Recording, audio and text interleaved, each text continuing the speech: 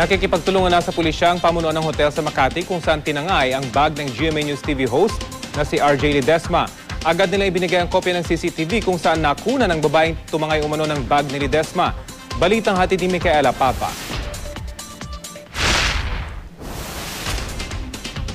Sa kuha ng CCTV na ito, kita ang pagpasok ng babaeng nakaputing blouse sa The Peninsula, Manila sa Makati pasado alas 7:30 kagabi.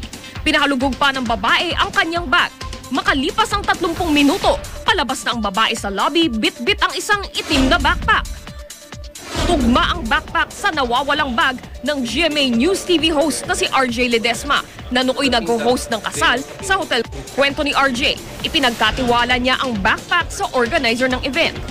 Iniwan ko sa foyer area yung aking backpack sa mga wedding organizer. Almost an hour after that one, bumalik ako sa parehong lugar. Lahat ng item na nandyan, mga regalo na iwan, mga ibang bag na iwan, akin lang yung nasamsam.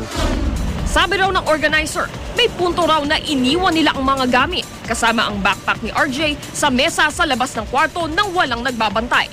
Ayon kay Ledesma, wala raw duda ang bag na bitbit ng babae ang kanyang nawawalang backpack dahil sa nakasabit na bag tag.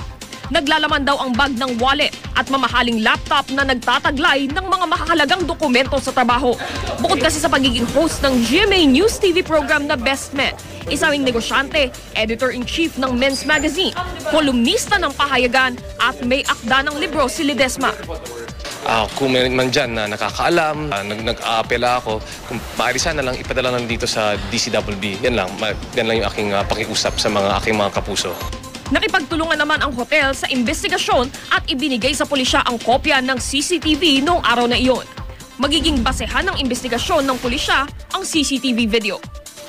Ide-develop natin paano natin makita yung kung saan dumaan itong babae, and we will review all the 5 footages na na-entrust sa atin ng Manila Peninsula para for possible identification.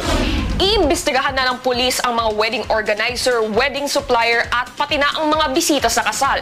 Pero hinala ng Makati Police, hindi kabilang sa wedding party ang suspect dahil pagkatangay ng bag, agad na ito umalis kahit hindi pa tapos ang kasal. Micaela Papa, GMA News.